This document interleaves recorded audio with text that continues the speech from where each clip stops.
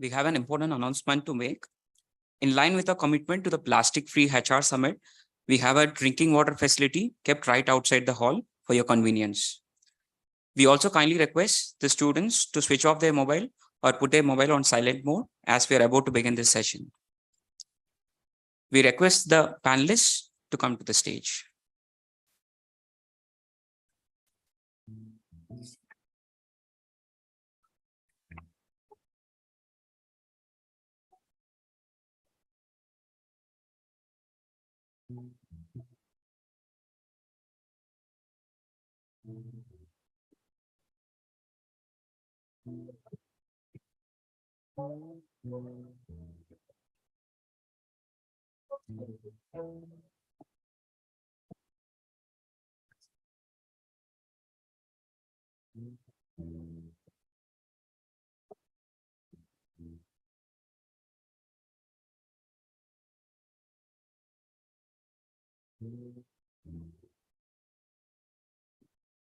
A very good afternoon to one and all present here. I, Sanya Arora, And I, Subhash Krishna, of PGP Batch 2224, warmly welcome you to the third panel discussion of the day on the topic, the future of learning and development, blending tech and human touch. Today, we unravel how this fusion is reshaping the landscape of education, equipping us to adapt, innovate, and thrive in a rapidly evolving world. With this, I would like to take the privilege of introducing our esteemed panelists. Our first guest of the day is Ms. Ekta Shora, Head Talent Acquisition India Bear.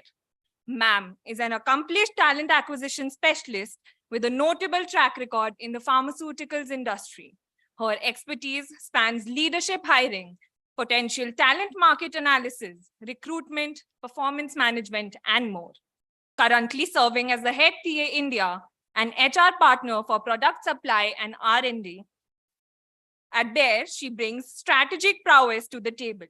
With prior roles at Sanofi, Piramal Enterprises Limited, Advanced Consultancies, and Ascenders, ma'am has consistently excelled in sourcing and nurturing talents across various levels. Ma'am, we welcome you to our panel discussion. I will now introduce our second guest for the day, Shri Gauri Shwag, Global Talent Management and Change Expert at Credit Suisse.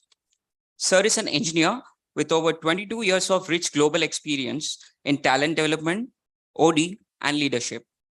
He holds a post-graduation certification in business management from Indian School of Business and is also an international certified culture coach.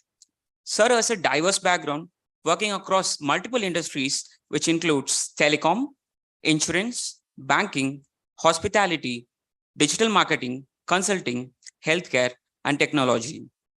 His philosophy emphasizes simplicity and collaboration and accountability.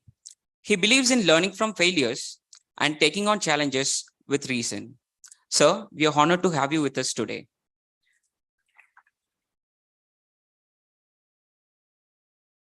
Our third esteemed panelist of the day is Sri Manpreet Singh, Director, the People Office at FIS.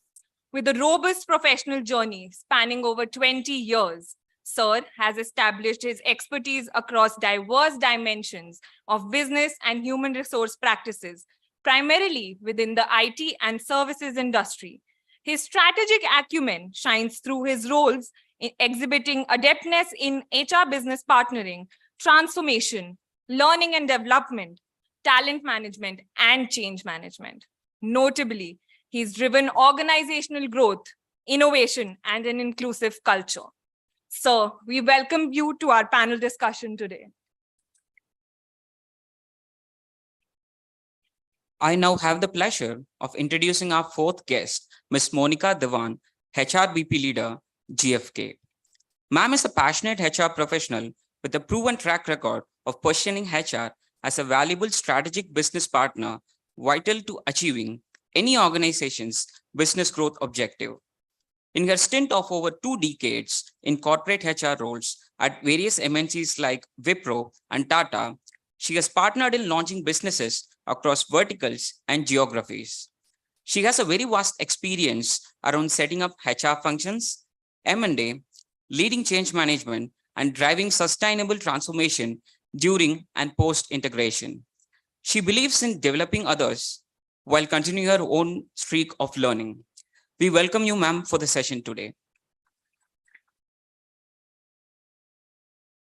I would now like to introduce the moderator for this discussion, Professor Mohit Goswami, Associate Professor, Operations and Quantitative Methods, IIM Raipur.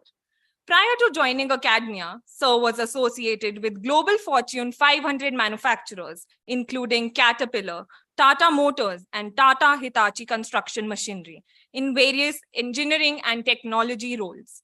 His research includes new product development, supply chain management, and product line management. His research has been published in reputed journals such as the International Journal of Production Research, Journal of International Manufacturing, and International Journal of Advanced Manufacturing Technology. He's one of the select individuals whose PhD at IIT Kharagpur got awarded in around 2 years and 6 months. He is currently the chairperson admissions at IIM Raipur. I would now request Professor Mohit Goswami to welcome the panelists with a bouquet.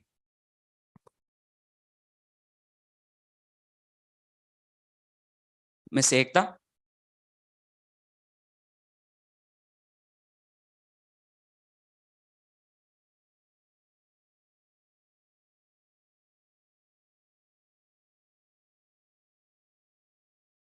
Sri Gaurish.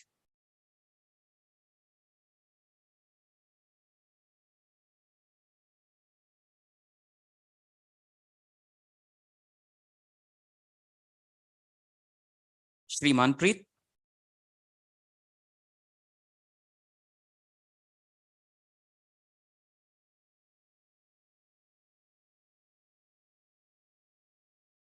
Ms. Monica.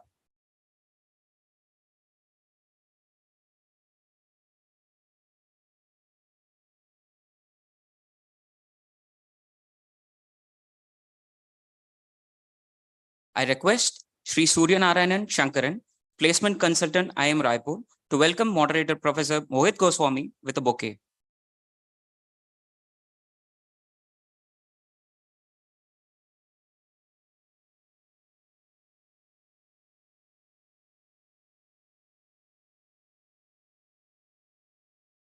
I kindly request Professor Mohit Goswami, the moderator, to take the panel discussion ahead.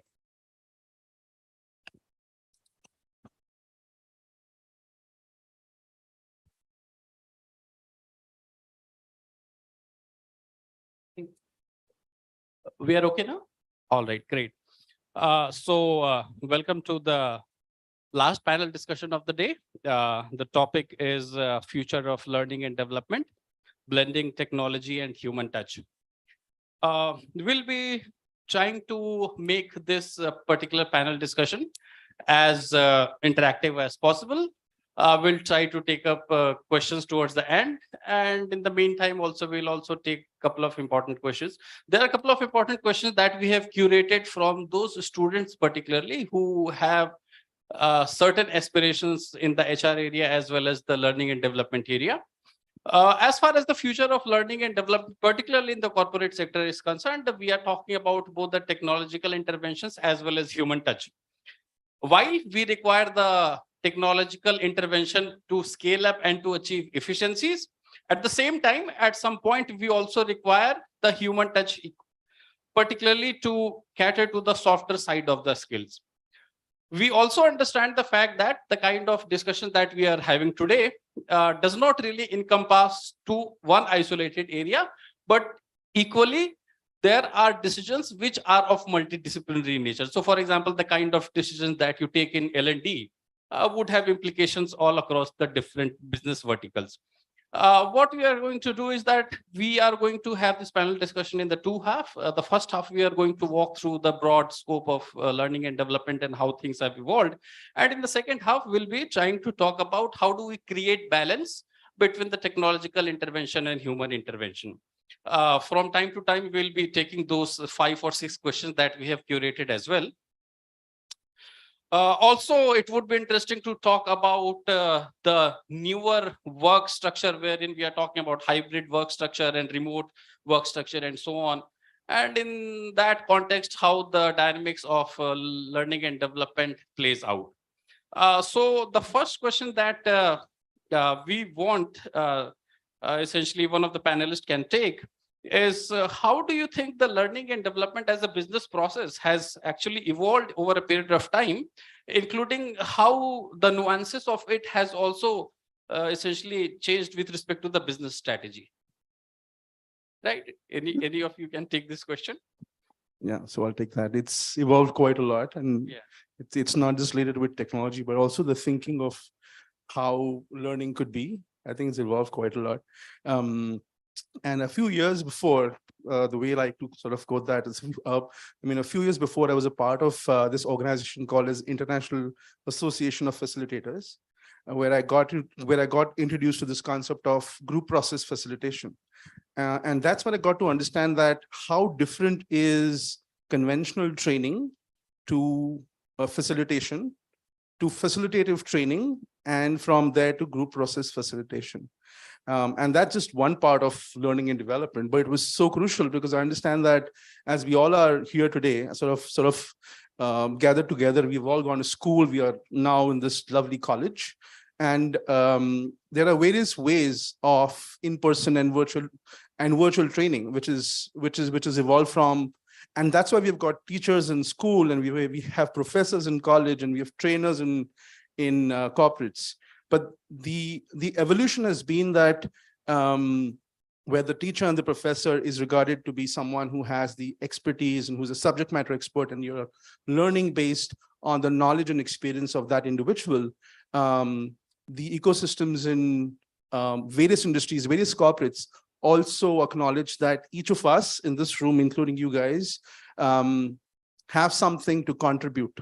So we appreciate your knowledge, we appreciate your wisdom and experience. So the group process facilitation concept uses a neutral way of facilitation where the facilitator may not be an expert in that field, but focuses on using scientifically driven or devised processes which will help you things like to do like problem solving, brainstorming, decision making, and what have you, which is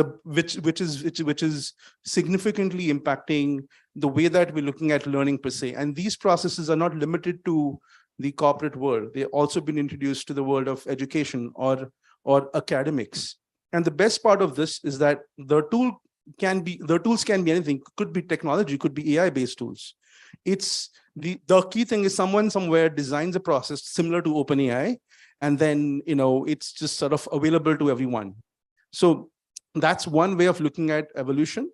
And in my experience, apart from that example, the other thing that has evolved quite a lot is the way that business leaders globally are looking at how can learning make an impact, not just in terms of training people, but rather upskilling, which is the way ahead, is what we all know now. Upskilling is a way ahead.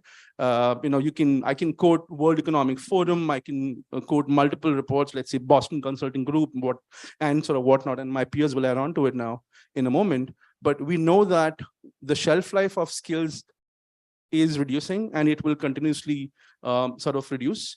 And that means that the learning profession and the whole learning industry itself is now under tremendous pressure, and would be in the coming years, to be able to sustain the process of upskilling and the concept of like it's well known of learn, unlearn, and relearn. So I just want to say this much and maybe pass it on to someone else. Take it.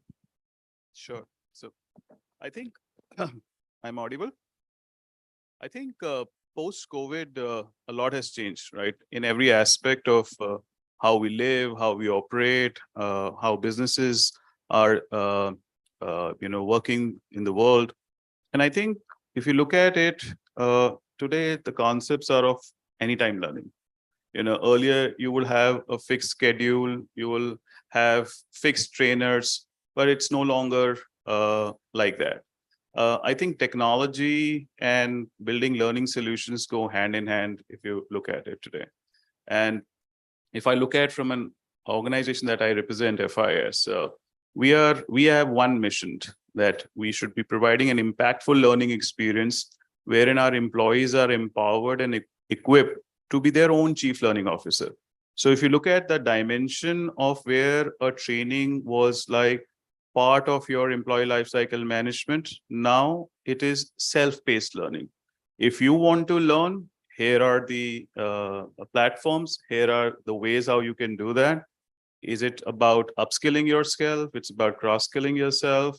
Organizations are providing opportunities on diverse way of where you can train yourself. So let me give a quick few examples. Now, obviously, a lot of organizations are still in hybrid mode. We as an organization have not mandated our folks to come back to office yet, but eventually we will. But we are still working in a remote setup. Now, how do you do training there, right? So you no longer have typical physical classroom training. So you have virtual instructor-led trainings which are happening today. And there are two categories of the way how the change has happened, to your point, Professor. One is that mandatory trainings, which are more from a compliance, more from a product, more from a client perspective. And then there is the other half of it, which are more from your own development. So the first one of it is something that you can't skip because it is part of your work, is part of your profile management. That's your commitment to the client, to the organization. And the other is where you are looking at from your own, meeting your career aspirations, your growth. How can you be better at your jobs? Those are the ones where we are seeing a lot of work where SMEs are coming forward. Probably you're not a trainer by profession, but just because you know that subject well, you have volunteered to come forward to embrace and share best practices part of your training. So that's something which has come up very uniquely. And I think one of the other changes that we are seeing as an organization is that while there are platforms, and we use WeLearn as one of the tools, which has about 4,000 modules across different dimensions, I think AI is there where it is helping you that the kind of learning that you want to do, it asks you for a pre-assessment. So based on your experience, based on what you want to learn, based on certain amount of competencies that you already have, it'll ask you questions and then it'll resonate you by providing you various opportunities of what you can do. And similar people on similar profiles, what options they took. So I think that's the big change which we are seeing in terms of where these platforms have evolved, where it is interactive, where it is showcasing you that here are the options which are available. This, if you don't know, you don't need to just be dependent on your manager or just Google it. Here it is. That's where. So I'll pause for the moment, I'll have my colleagues speak, and then probably will add more. Okay, Sure. so I'll just add on to what Gaurish and Manpreet have mentioned. And when you talk about L&D, I'll take you historically, a few more years back before COVID also. So L&D as a practice has been just done historically for the skill development, right? As a mandatory requirements or as a process orientation. There were certain programs which were run across the organization and everybody was required to attend them. And that will complete the requirement that, okay, yes, everybody is trained, so as to say, or certified for that matter. Now, if you look at it today, as Gaurish also mentioned, today we are in that arena wherein the organizations are defining L&D strategies, which is in alignment with the overall organizational and business strategies, which clearly means that from just being a process or just being a basic requirement, it has now evolved into a full-fledged mandatory requirement for an organization, which will help in its growth trajectory, which will ensure that it has the right kind of human potential for putting it into the right area of work. And see, when it comes to strategies can be various.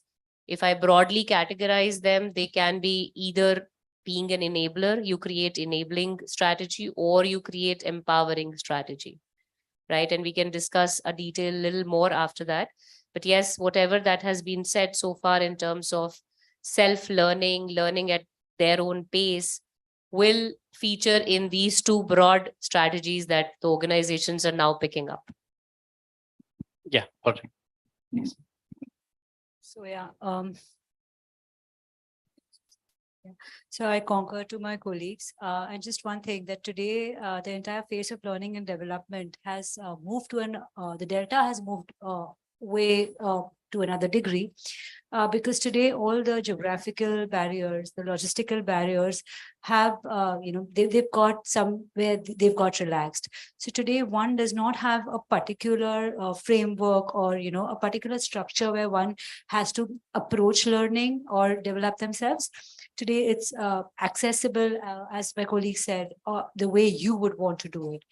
We talk about AI replacing jobs, and it could have the gravita of it on what would be the gravita of it on human resources, and how can it be difficult for everybody in the near future. My understanding is it's not AI who replaces the job. It is the people who very well know how to apply this AI are the ones who are replacing your job. And how can you or us be there? It's only by the medium of learning and developing themselves. So yes, today, as Monica said, it's just not a process. Today, it's a function and it's a must-have, because it is one of those tenets which will enable, to meet your organizational and business goals. So yeah, that's from me. All right, thank you. So some of the high points that we understand perhaps is the increased emphasis on the flexibility element, not barely the compliances. Also, the kind of solutions that we are talking about is more tailor-made. We talked about the group process facilitation, learning-based models, which is more on the skill part. Also, taking from Monica's point is the scope has improved tremendously as opposed to a localized business process. What we are talking about is end-to-end kind of intervention. All right. So from Monica, I would further ask is from a strategic perspective, you talked about that the scope has improved significantly. From a strategic fit with respect to the organization, how the role has essentially augmented for L&D? Okay, so when you say L&D as a strategic role in the organization, now it is no longer thought through after the business plans have been put in place. It is worked upon along with the business plans. So when I say that it is worked along with the business plans, what I mean is that when you are finalizing your growth plans for the future years, at that time only you decide, you work upon the requirements and the expectations in terms of various skills or the knowledge areas that you would need your employees to really have to achieve those objectives. And then you have an assessment, of course, which is driven by tech enabled solutions, that what is the current as is situation when it comes to availability of those skill sets in the organization. And that's where the gap analysis comes into picture, and then you decide your strategy. Okay, so when I mentioned the two different strategies, which is the empower strategy or the enable strategy, the difference being, when you say empower strategy, is purely based upon self-learning, learning on self by self decisions in terms of your time, your choices as an employee. So a lot of modules, e-learning modules and various platforms are available wherein the organizations put through the various skills or the knowledge areas that they would need, and the employees are free to decide What is it that they would want to pick up? When would they want to pick it up? Yes, of course, as a part of their regular goals and KRAs, it is put through so that there is some monitoring there. When it comes to the second strategy, which is enabling strategy, it's a combination of self-learning and curated learning, wherein you have different levels of learning for different groups of people. Different functional requirements are put into perspective, and then accordingly you put a complete L&D strategy in place in terms of, let's say you need coaching, or you need mentoring, or you need cognitive skill sessions, or you need functional trainings, or let's say you need new manager trainings. So what kind of areas, or if you're coming up with new product. So for example, my organization deals into market research. So whenever we work upon a business plan, we decide that, okay, this year we will be introducing a new product into a research category. So there is an important need to have a complete understanding about that product. So for example, let's say this year we have decided that we will introduce paints as a new panel. So somebody needs to understand the complete paint business, the paint market, the nomenclature of paints, the competition in paints, everything. So end-to-end understanding of that domain is needed. So that will become an important part requirement in the enabling strategy that we'll put in. So that's how I'll say. All right, thank you. Any of you can perhaps pitch in with respect to the strategic element of L&D? Yeah. See, I think she covered it very well. One thing which I can add on to it is that, see, business situations are becoming complex. Technology is becoming obsolete sooner than what it used to be. Now, when you are in that kind of a competitiveness, and then you also have, as a nation, a goal of being holding on to the 5th largest economy and going on to become a 3rd largest economy, you need to have skill advancement by the hour, by the day. So I think the way how the learning and development function is operating today, even though it is part of human resources, but I think it plays a pivotal role in terms of dealing with these challenges that we are seeing, the demands that we are seeing from our clients and customers. And I think that's where the upskilling, cross-skilling, reskilling, she spoke about before the new business expansions come in, you talk about how we're going to deal with it.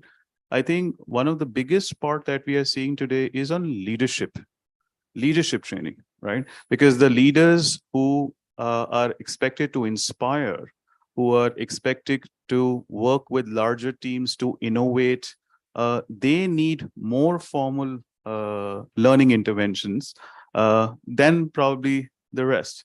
There are no comparisons given the levels they are. But I think today, because of the uncertainty and the unpredictability which is there in the market and in the businesses, you have to be ahead. Now, if you're making a product which is already probably 10 other competitors have made, what's the new big deal there? So you probably are started to work on something which could be used 3 years down the lane, right? While Tesla might have started off making electric cars a couple of years back, look at where India is right now in terms of electric cars. We are not even showing that kind of an interest to get them here with all that what he needs, but our Indian manufacturers are making those electric cars. So I think what we're trying to say is that to innovate, you need the learning interventions at all point of time. And that's where it is becoming critical to your organizational strategy in terms of what your goal and vision is, where you want your organization to be in times to come. Right. So let me take the point from there. We have been saying the increased emphasis on the skill and so on. And also we appreciate the fact that over a period of time, the kind of shelf life of learning that we have seen seems to be decreasing, meaning every time, every 5 years or 4 years or so on, we need to constantly upgrade ourselves, reskill ourselves and so on.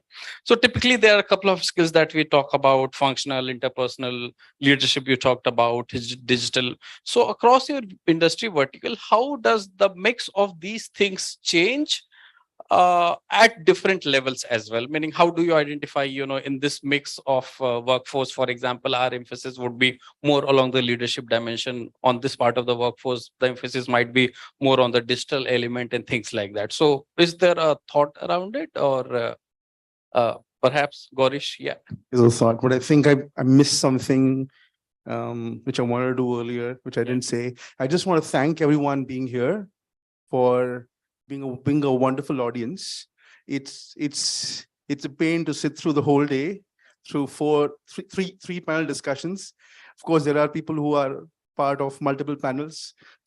That's a different thing.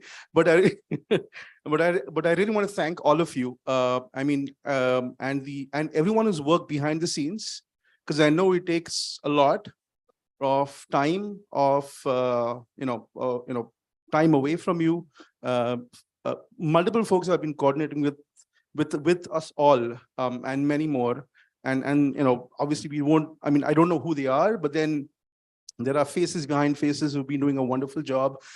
The culmination of which is this. It's a proof of the pudding. So thank you so much for doing a wonderful job, getting us here. And it's brilliant. It's just brilliant to be here. I just want to say that. I missed it last time. I mean, when I started talking, but I want to say that. And so, sorry, and now I forgot the questions. Yeah, that's okay. So let me repeat the question again. There are lots of academic framework and and as well as Got it. I got right. it. So Just those back. skills Came back. leadership, Yeah. Okay, so a few things that are perhaps non-negotiable is what my friend Manpreet mentioned right now. Regulatory and mandatory trainings, they don't change. Doesn't matter what function, division, business you're in. If you are in that, for example, since I'm from the financial industry, I know that regulatory requirements are required no matter what happens, because that really is bread butter to us. It keeps your engine running. And having said that, it really depends on what is the organization, or what is the industry. Let me not say industry, that's a very wide word. Let me say organization. Each organization, what is their focus in the next year or two? Now, if you say leadership, and also what sort of Manpreet alluded to, is if the intent is to look at developing talent with the intent of supporting the upcoming business growth, then yes, then that would be my focus. So I would love to see more and more organization investing in what will help them achieve their business goals. It could be through investment in technology.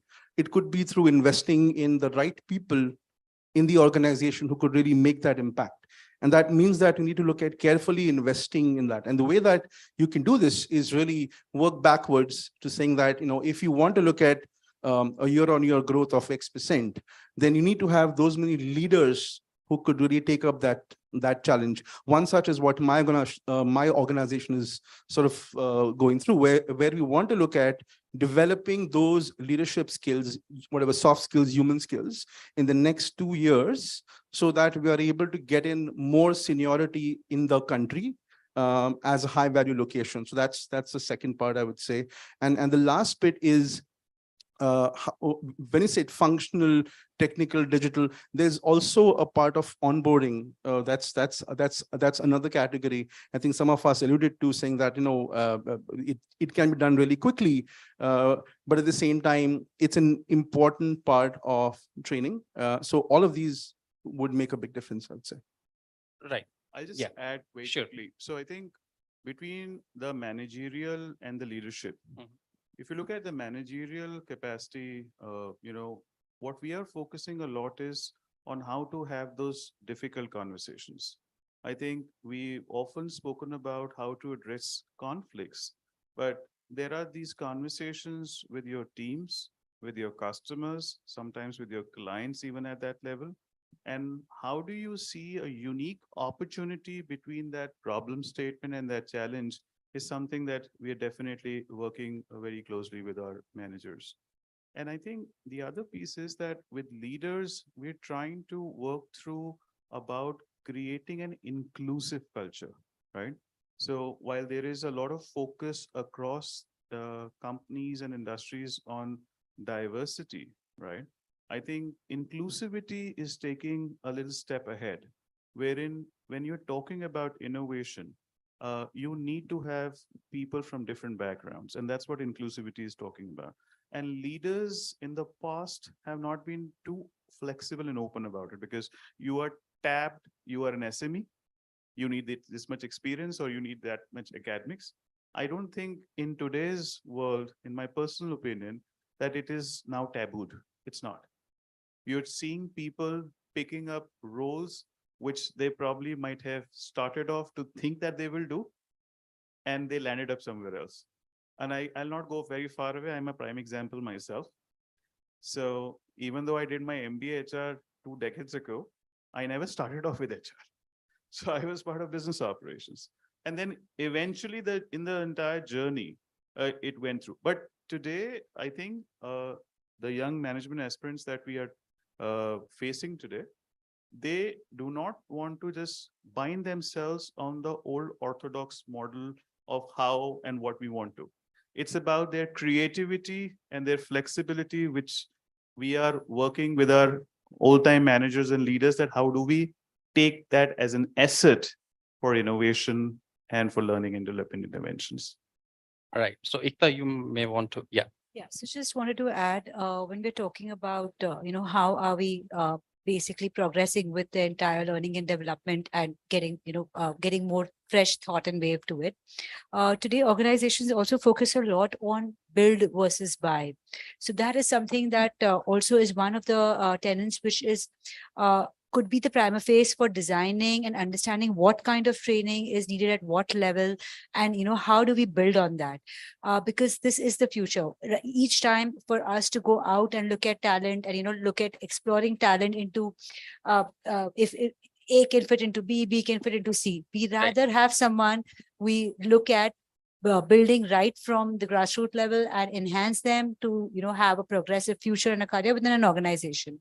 So I think today learning and development is also factoring a lot of those nuances while we think and decide and design the framework of L&D. Okay. All right. So it's interesting that we have mentioned of the training program. So let me pose this to Monica. Maybe from a data analytic and learning analytic perspective, you may want to respond. This is one of those curated questions that we have, is that how can data analytics and learning analytics help HR measure the effectiveness of the training program? Okay. See, since morning, we've been hearing that data is required and data is there in each and every aspect of a corporate life. It starts from the time when we even think of recruiting somebody, right? So where do we recruit from? What do we recruit? JD, skill sets, competencies, compensation, onboarding.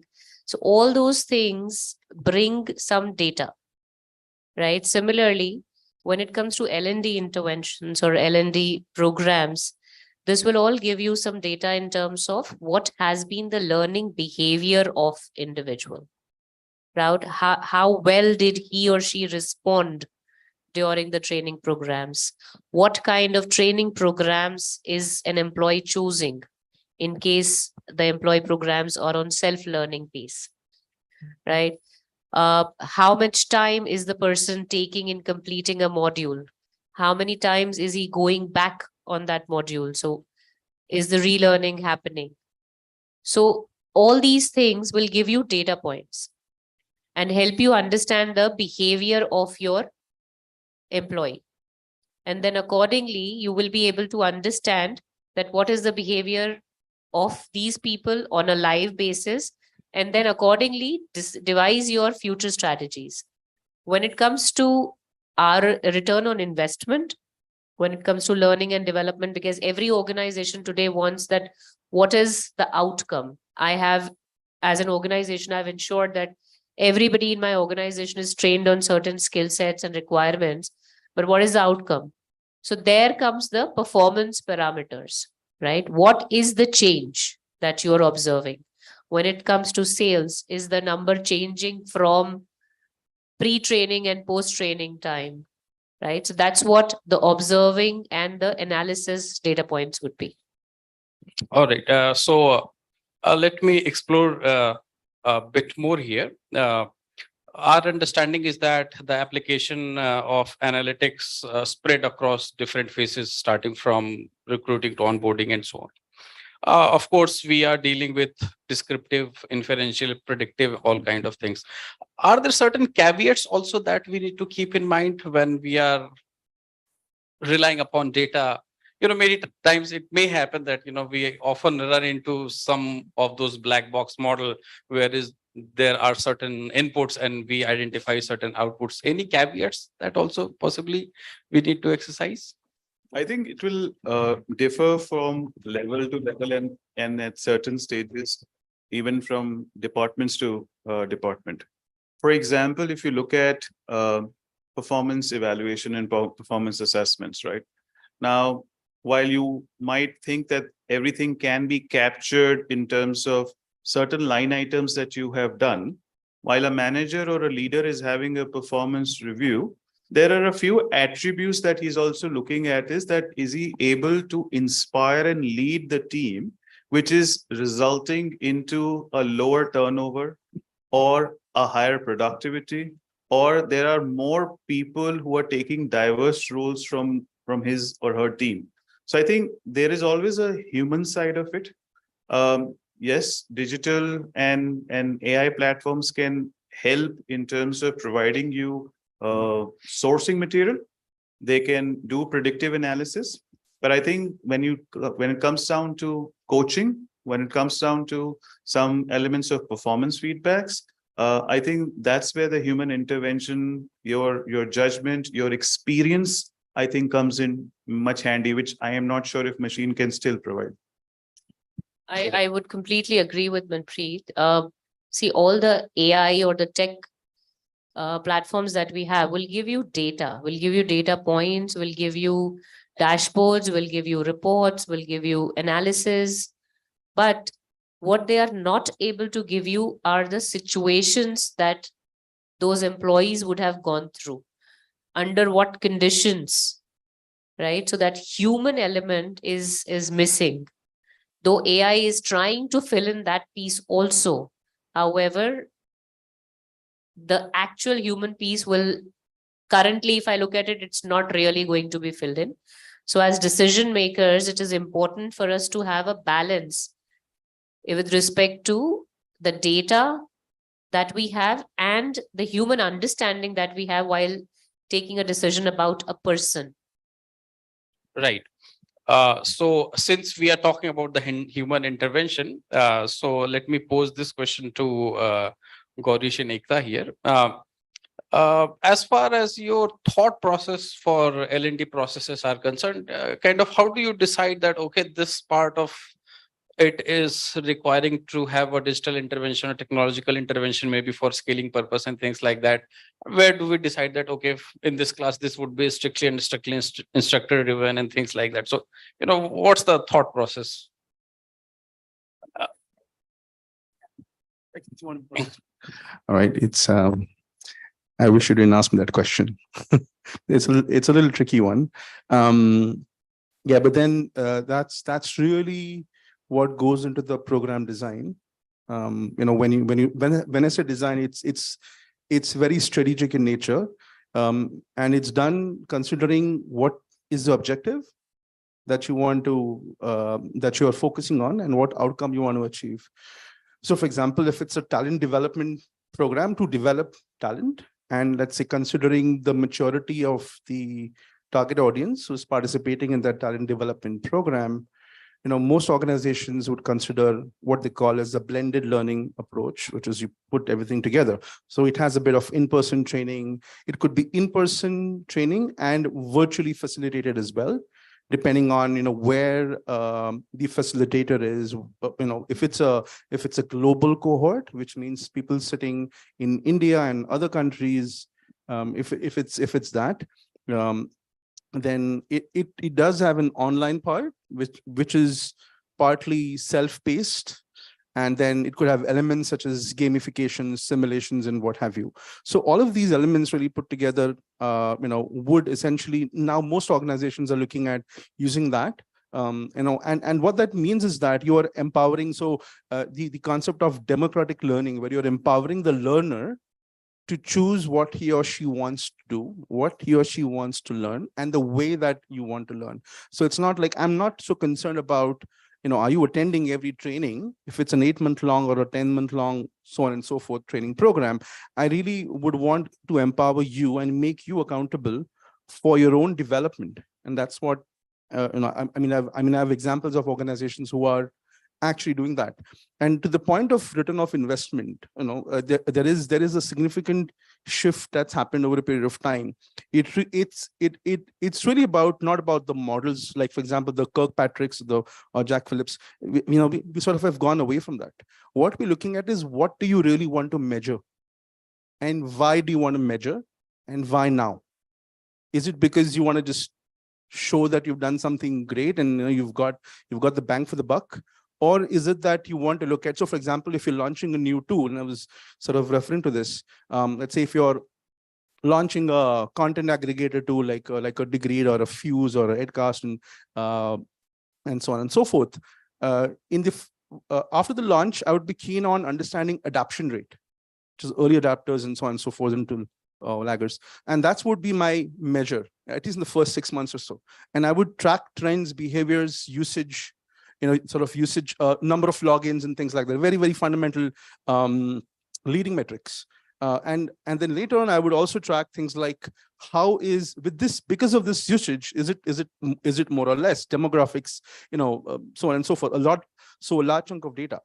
Once I have enough information, the tool itself, let's say if it's AI based, will start pushing in, we'll have push notification thing and sort of things like that. Later on, I would then go to, measure certain lagging metrics, such as not just completion of the training programs, but what is the impact at work and so on and so forth. And I can elaborate that, but that's what I think you can add on.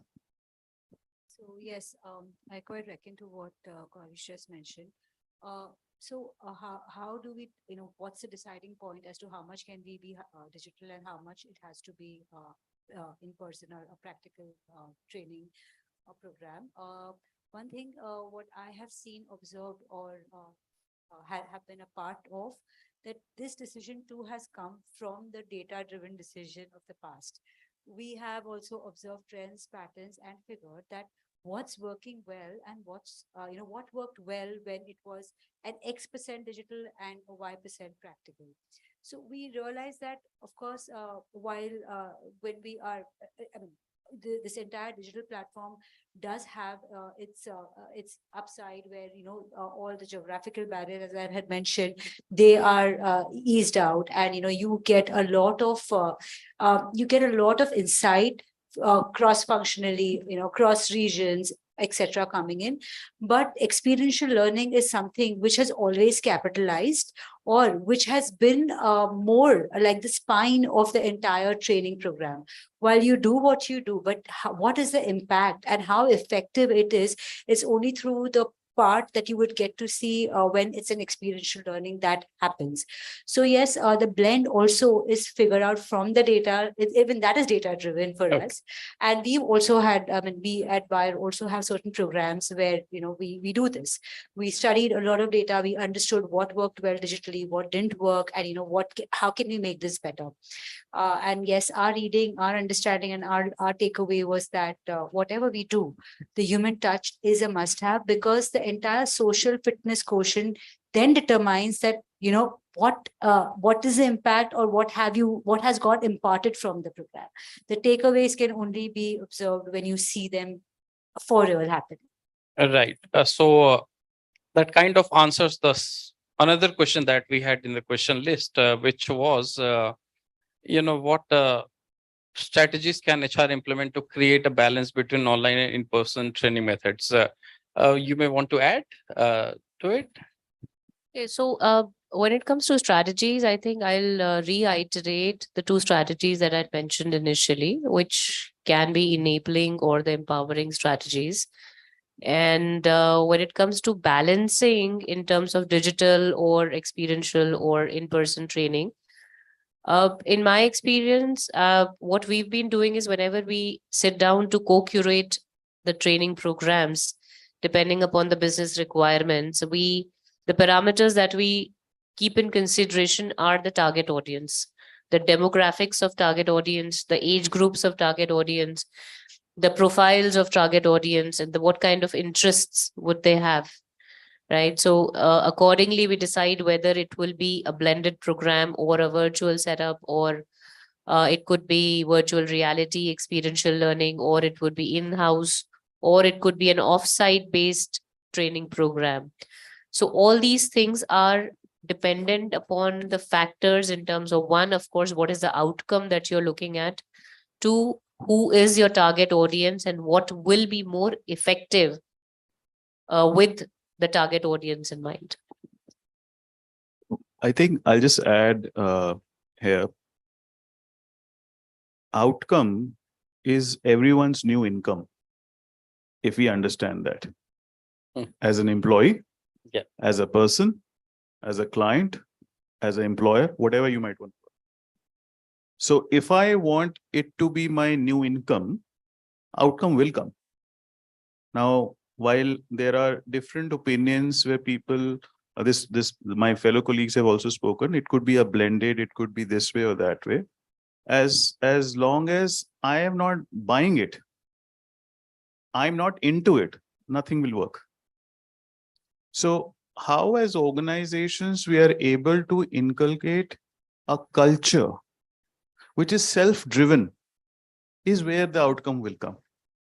Otherwise, it will be forced, which is that as part of my performance management, I need to have these many man days or these many man hours, which should go in a classroom training, or I will spend hard-earned money of the organization, go on an offsite, do a 2-day leadership workshop, get nothing out of it. There are multiple things. And I'm not saying that everywhere it happens, but I think it is now where everyone needs options. We are giving options to people, right? You're giving options to students what courses they want to pick. Within HR, there are multiple domains where people want to build their careers. It's not just like one thing that you can do or what you want to do. So I think as organizations, we are working on providing multiple options to our employees and then helping them through choosing what works with them while they are doing it themselves. You're just being the guiding force. And again, I will say, if you understand that outcome is your income, you will fall in line. Otherwise, I'm not sure how much it will work. All right, great. So integration with legacy systems, legacy learning and development system is often an issue, more so in the conventional industries. All right, there are manufacturing organizations and so on and so forth. Do you think it's a challenge to integrate the legacy system? Yes and no both. Okay. But as we understand with this entire industry 4.0 revolution, integrating new systems, processes, I think there is a very strong awareness, because as we have progressed, not just into automation, but robotics and like you said, legacy archetype manufacturing setups. Today, I was very conventionally surprised that today the manufacturing setups, even at a worker level, they are far more abreast with what's happening with technology. And erstwhile, yes, there was resistance, but as I said, I think there is somewhere the sense is dawned that it is the manpower that will also be needed to run these technologies, and which is where each one of them is taking in the right efforts or is trying to move into that sphere and direction where they are upscaling themselves to blend with this technology. So times are changing today. Certain few pockets, yes, we will see that it's the very stereotype way of working, but with the new with the entire industry 4.0, this mindset has seen a great gravitas of change. Yeah. So the question we're asking is, have you reached that tipping point or not? I think it's been a few years that it's maybe more than a few years that we have reached that tipping point. But it's just human psychology of letting go. It's not easy, be it love or be it technology. It's hard to let go. Hard to let go of the damn thing. It's once you commit it, I mean, I think one example is you, isn't it? You just flew over from Mumbai for this and going back. So that's commitment, I would say. But that's brilliant. But it's not easy. It's not easy of letting go of legacy systems, which have been here for a long time. We speak about, the SAPs of the world, the Talios of the world, and things like that, which have been here for some time, and they're doing a fantastic job. So why should you let go of legacy systems? That's a question to answer. But I think I had a really good conversation with my dear friend out here. I'm not going to take your name, don't worry. Where we were just talking about, so when you look at the next gen or the next generation of technology, which is AI backed and has to be AI backed and so on and so forth, right? One of the bigger decision making points is the cost. To be, is it really worth it? How long has this been here enough? So for example, if you look at psychometric evaluations, some of them have been here 4 years together. So it becomes easy. They are dependable, but AI it's still very new. So if I'm looking at investing in a next gen technology, I need to be clear about, yes, this is going to give me viable outcomes, fungible outcomes, not non-fungible, but fungible outcomes, or measurable results that are dependent on. It's like having a family physician for 30 years versus a new guy that I don't know. So that's the challenge there. I think change is constant, right? So, but I think organizations are more wary of why do we need this in the first place? Just because we had it doesn't mean that we need to do it. I'll give you an example. We both were discussing just before the panel. We use Workday as an organization. Both of us have Workday as a platform. Until a couple of years back, like any organization, there will be an attendance management system. You're marking your attendance online or through a biometric. We have stopped marking attendance on a daily basis in our organization a couple of years ago. Our folks only use that for marking their leaves. That's it. When you want to apply for a leave, you go and use the system, otherwise don't. So I think the need of the hour is that where do we want to keep our people busy? Do we want to just have those legacy systems to keep our managers and employees busy on the administrative part of it, or do we want them to think creatively and innovate on how we can improve efficiencies and so on and so forth? So I think it's not a matter of choice; it's a matter of survival. That what makes it easier, quicker, faster, user-friendly should stay. The rest should go. Great. So in the interest of time, can we open for Q&A as well? Yeah.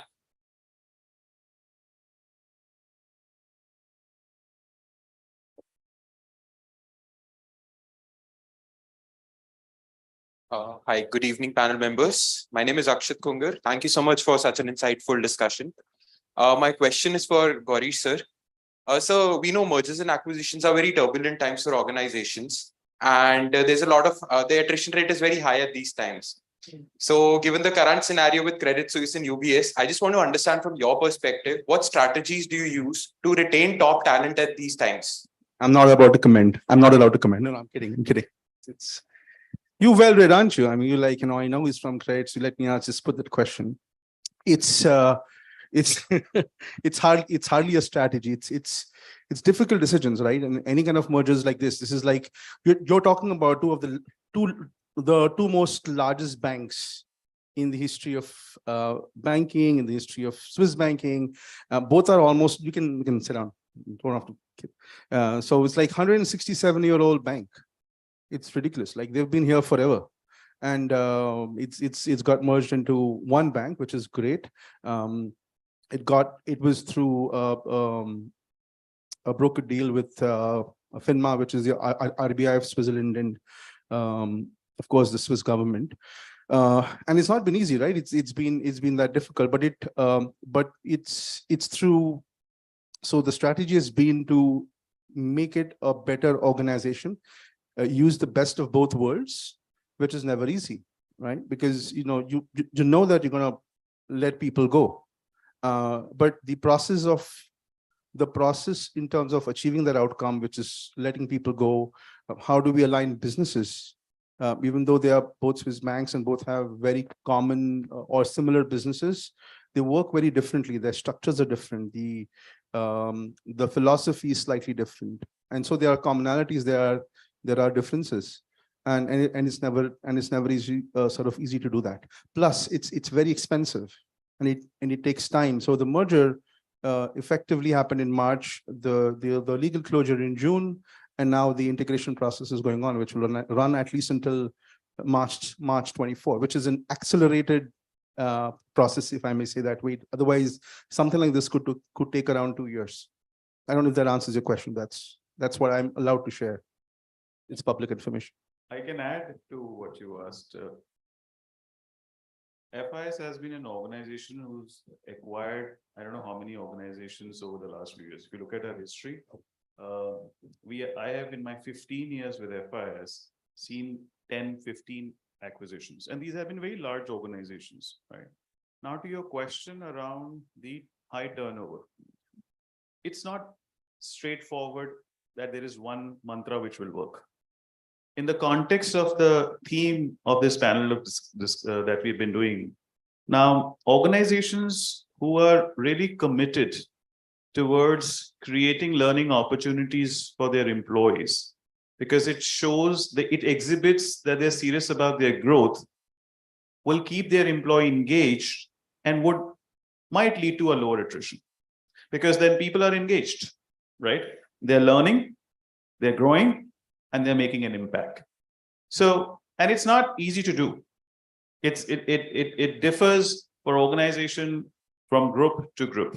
But I think it's each one's responsibility in the organization. It's not just the leader, it's not just the manager, the culture that we create, right? We in our history have never let off people through these acquisitions. That's not been our mantra. We've welcomed everybody open-heartedly. Now, is that sustainable? I don't know. That's not the point of discussion also. The point of discussion is that how do you keep your people motivated, engaged, and that's the outcome that eventually will determine in your data that if the attrition is high or low.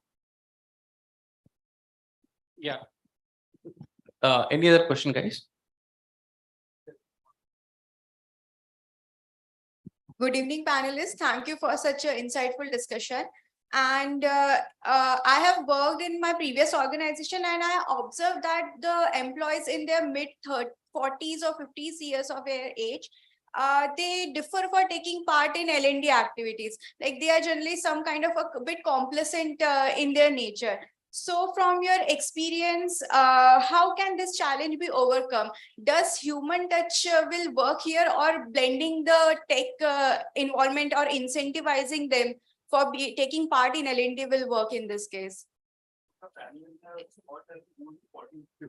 We're thinking of our age group right now, where the hell we are. But maybe you want to ask that question when you turn 40. Maybe that's a good question to answer. It's hard to answer that. Okay. I think possibly one element also that we are looking in is how different generations perceive L&D. There is generation X and Y and Z, and maybe I'm just thinking aloud. The fact that we all are sitting here, okay, it's a Saturday, it's not working for all of us. So, and we are in that kind of an age group. I'm not going to give you any other exact point. You got to speak for yourself. Come on.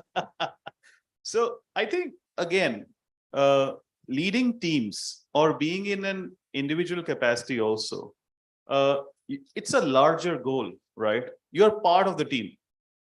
You're not outside the team. So you will have all genres of folks working in your teams. It's diverse already. If you will not welcome the diversity and the inclusivity, you will fall out. And it's not one person's success, it's always the team's success, as we say. So I think in my experience, I have only seen leaders with experience being more flexible, with an open mindset, because they see that there is an opportunity from anybody in the team who could address the solution. It does not have to be tabooed to one person or the other person who's always been giving the answers. Do you have all the time the answers in the question in the classroom when the professor is asking? There are other people also who are answering it, right? So I think there is talent equal. I think leaders are making themselves more diverse in the way to get the best out of each one of them. Just to add to that, however oxymoronic it may sound, we need to first share out that Gen Alpha, Gen Z, what millennials, baby boomers know. Rather than asking that who is doing it, it's the 30s or the 40s, it's the purpose has to be what and why. What are we doing and why are we doing? Because the ultimate outcome, as we've been discussing, outcome is the new income, right? It is the impact on the business and the organizational goals. So yes, the right leaders, as Manmeet mentioned, that they are looking at that flex, and times are changing, times are evolving. It is the most adaptable who survives today. So that's how it is. So in I fact, don't know if that answers your question. I have no idea. okay, so Ekta has just mentioned it very clearly. It is the impact that the person has to be conveyed very clearly. Whatever the age group is, it doesn't matter whether it's 20s, 30s, or 40s. If somebody is not understanding and not willing to participate in the L&D, what is needed is making him or her understand the outcome, the need, and what exactly can be the repercussion, right? In terms of he missing out, or whatever Manpreet has just mentioned in terms of that as a team, you have to work together and achieve. So balanced team members doing it and one person not really keeping pace, right? So all that has to be put in perspective. That would be important. We have, a couple of more questions here.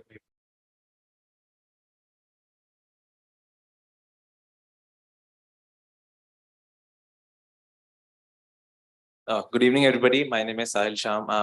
I'm a student of PGB Batch 24. So there's a saying that learning is a lifelong process. When we are in school, when we are in college, institutes, there's a lot of active learning that is happening. We are actively seeking out information to apply in our real life situations. But once we enter the corporate life, the active learning takes us kind of a sort of a backseat, and passive learning starts to happen when we are doing a lot of business tasks, and that is how we're learning things. Now, from my understanding of it, tech can augment the active learning part. Maybe like Sir said, we can have a global cohort and we can do a lot of sessions, online coachings, L&D programs that my batchmate said. But do organizations also focus on the passive learning that is happening in the organization? And if yes, then how? Can you please explain what is passive learning? So I need to understand. maybe when we are performing tasks, business tasks, then we are coming across a lot of concepts. I think maybe the kind of learning that goes through collaboration and those kind of things. Probably teamworks, and then interactions. as in now we're moving jobs, like probably we are progressing in the organization, the ladder. We are learning a lot of things. When you say passive learning, that's something which is anyways happening on a day-to-day basis, because you are working with your colleagues, you are learning from them, your supervisors are there to support you and help you. And you definitely learn newer aspects when you do the things, right? As they say, when you really put your theory into practice, then only you realize that where all it can go right or where all it can go wrong. And then you start figuring it out in terms of new aspects. Okay. When it comes to active learning, anyways, we've clearly mentioned that this is always a focus area of most of the organizations nowadays, whether it is through e-learning programs, which are on the self-learning pace, or from the blended program modules, or virtual realities, or different aspects of learnings are always there. And passive learning is definitely important. Organizations do keep a tab on it. All right. Thank you so much. Yeah, there were a couple of other questions as well, guys. Yeah.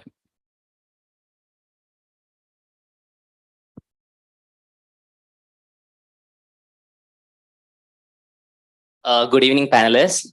Thank you so much for the insightful session. My name is Karthik from PG Batch 24. And my question is open to all the panel members. So we have, and on the similar lines as my friends told, every organization have employees who have different level of technical proficiency, not just technical proficiency, maybe even the softer skills. So is there any HR strategies that can be implemented for people who have different scale of these proficiency and to make it more inclusive? Yes, there is. And, that has enhanced with the advent of technology quite a lot. So like I was alluding to some of these tools, for example, Degreed is one such tool, or Medcast is another tool. what these tools do, and please have a seat, don't have to stand again. I mean, you guys just keep standing. Is that it sort of captures various inputs, like, for example, demographic inputs, learning habits, what topics are you looking at, how long are you switched, I mean, how long have you logged in, how frequent do you log in, and stuff like that. And it helps, and this and many other inputs, which helps identify the tool. What it does in the background is it runs its algorithm, which is perhaps based machine learning and things like that. And it helps curate personalized learning journeys for employees, and that's lifelong. It's not like or just for this week or whatever. The more you log in, the more you use these tools, the more you're giving inputs to the AI engine to predict what exactly are the skills that you would need for your job now and in the future, which is brilliant. And the good part is that most of these tools are like perhaps their first gen or maybe second gen, which means they are using basic AI right now. It's not even evolved, which is brilliant. That means that's the time to come when you guys hit the corporate world and keep working for the next 5 years, 10 years, you'll see this getting, far more engaging, far more intuitive. Like, for example, some of these tools are not exactly intuitive. They still depend on inputs coming from you, but we can see that this pattern being evolved, because it will have, like, for example, degrees been here only from 2012. That's not long enough. If it has another 10 years of data, for example, 10 years of data, then it can start being more accurate, more predictive towards, not just in terms of upskilling, but in terms of developing talent, sort of developing future leaders and so on and so forth. I don't know if that answers your question. Right. So we can take perhaps one last question. I will just add on to it. Yeah. In terms of, I'll give you a live example. We are extensively using this model for analytics, right? My organization, we are into data analytics and market research. So all our researchers need to have a specific level of proficiency when it comes to using statistical tools or advanced analytics, right? So as soon as somebody joins, all kinds of details in terms of demographics, their past experiences, records, and everything is fed into the system. And then the system curates specific learning programs for each individual, which are spread across different time durations. It could be 30 days, 60 days, 90 days, 6 months, or a little more, depending upon the person's past experience and other aspects. And that's when the person is required to move through that curated module for himself or herself. And of course, it's like after every stage, there would be an assessment, self-assessment, and the person gets to know where does he or she stands. And then accordingly, the model will change. So for some reason, if you're unable to clear it in the first attempt, then the model changes, the time changes. It will bring you, add a different model for you to learn in terms of tools or a new methodology, so that your learning experience continues to be a positive experience. And to add to it, this is definitely not counted as a part of performance management process. So it is not linked to any kind of penalties or repercussions or anything. So this is the person's program is curated basis his or her own skill sets, experiences, and other things, and they can achieve it basis their own timelines. Yeah, so I think, yeah, we will have a last question. And if panelists are okay, we can perhaps have some kind of informal interaction also beyond this. That's okay. Yeah, so please. Good evening, everyone. My name is Narani Mahole from PGP Batch 2224. And my question is for Ekta ma'am. Ma'am, when we talk about implementing in the pharmaceutical industry, everything needs to go to the good practices pathway. So when we are blending the AI-driven technologies with the human touch, are there any ethical measures to follow or to oversee that the implementation is not being corrupted in any way?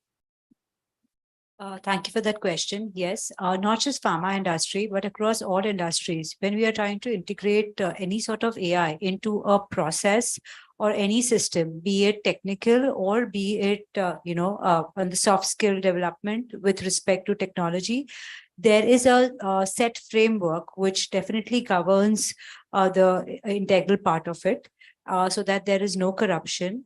Because today, as we know, how important it is to have your checks and balances with respect to the entire integrity processes. Because it's not just the data of the organization, but it's a lot more to that. So there is a structured framework, there is a compliance team, there is an entire legal framework adherence which one has to follow, be in sync with. There is synchronicity there. So yeah, it's well governed. Thank you, That ma'am. answers your question. All right.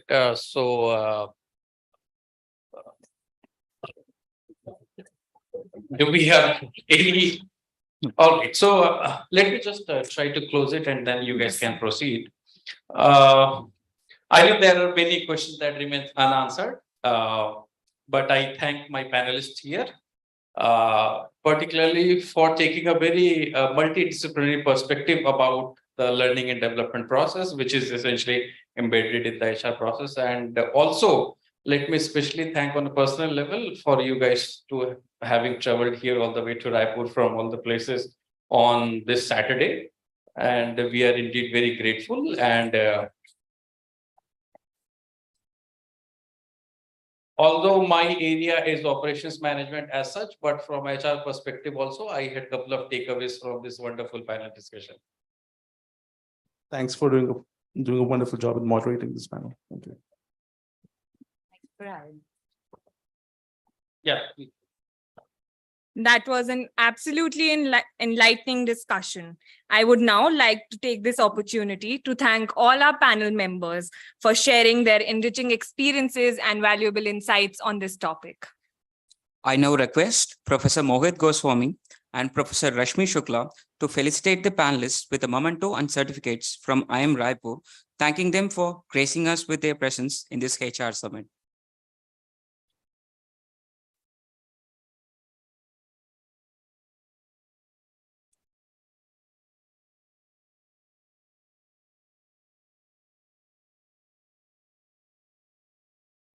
Ms. Ekta.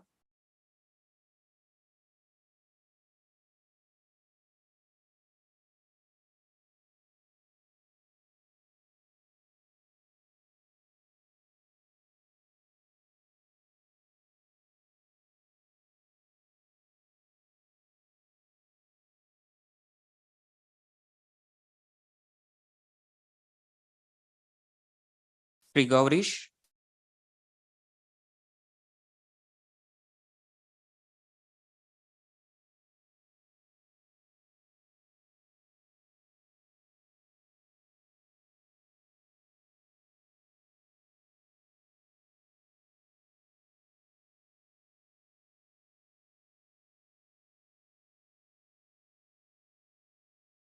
Sri Manpreet.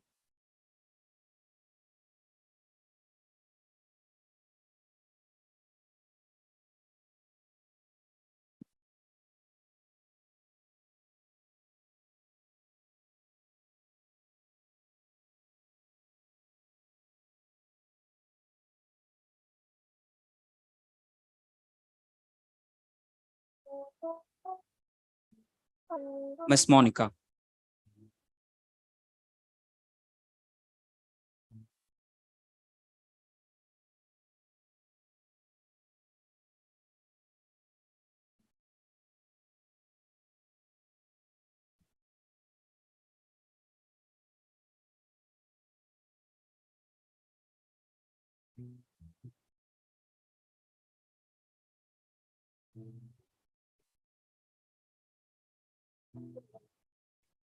I now request Sri Girish Pahadia, Corporate Relations Officer, IIM Raipur, to felicitate the moderator with a memento.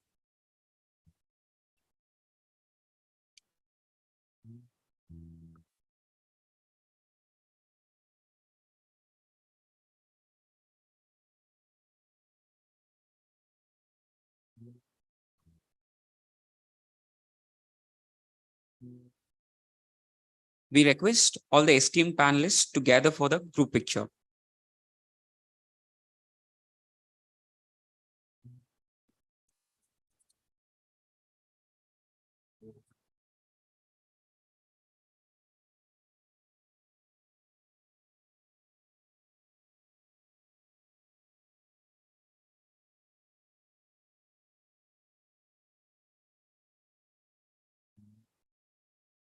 We request the students to kindly be seated.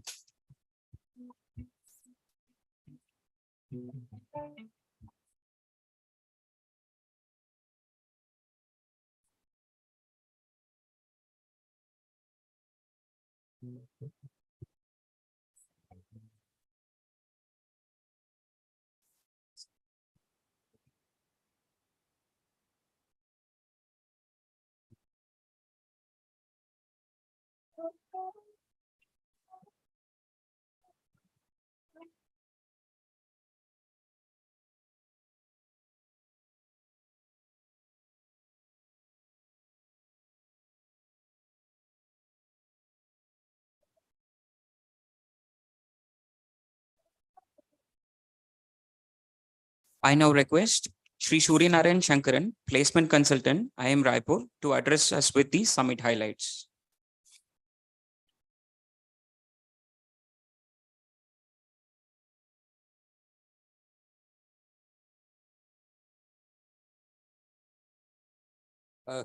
Good evening, ladies and gentlemen, panelists.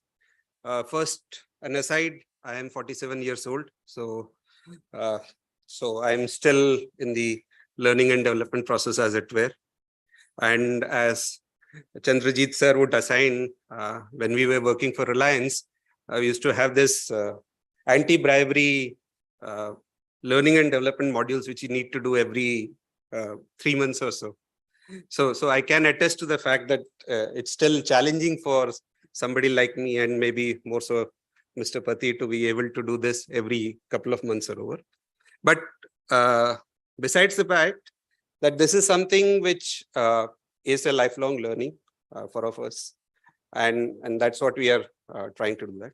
So I'll briefly talk about what we tried to do this day, and then hopefully share some insights and some takeaways, hopefully which should be helpful. And as we do these sessions tomorrow as well, so that should be also a pointer for us to understand what we have done yesterday and what we're going to do tomorrow.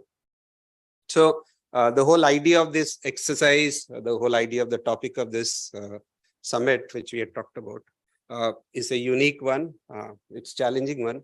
As Professor Rashmi Shukla mentioned in her opening remarks, because of COVID, it has sort of become too close to us in terms of how we'd like to see technology coming into the HR domain.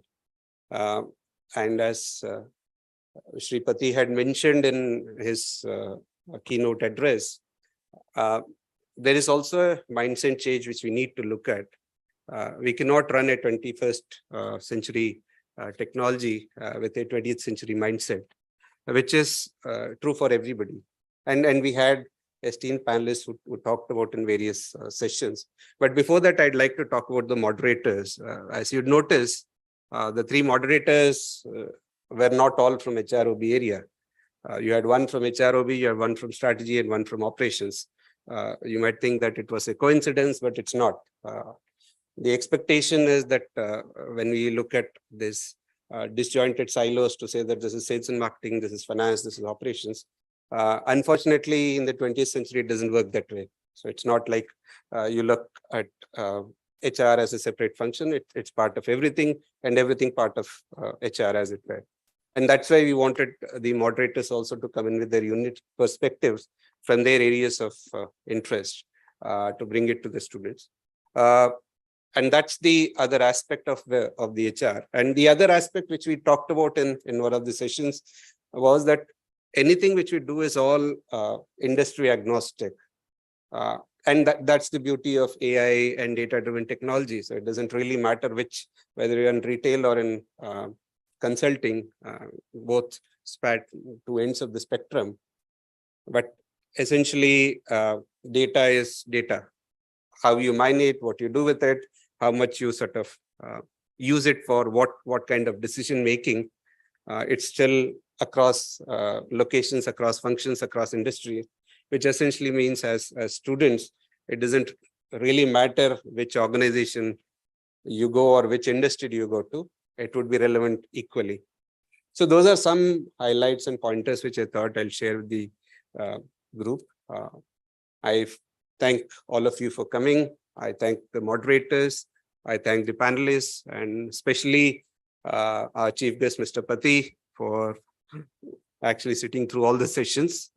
I'm not sure how much value addition it would be to you, but still I'm thankful. And based on what we have witnessed and heard today, tomorrow is going to be an exciting day. So thank you very much for coming in.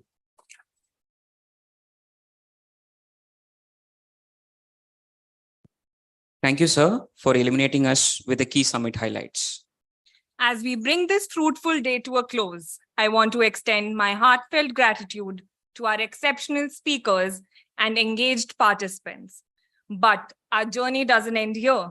Tomorrow promises even more enriching discussions, valuable networking, and opportunities to learn from the best in the field.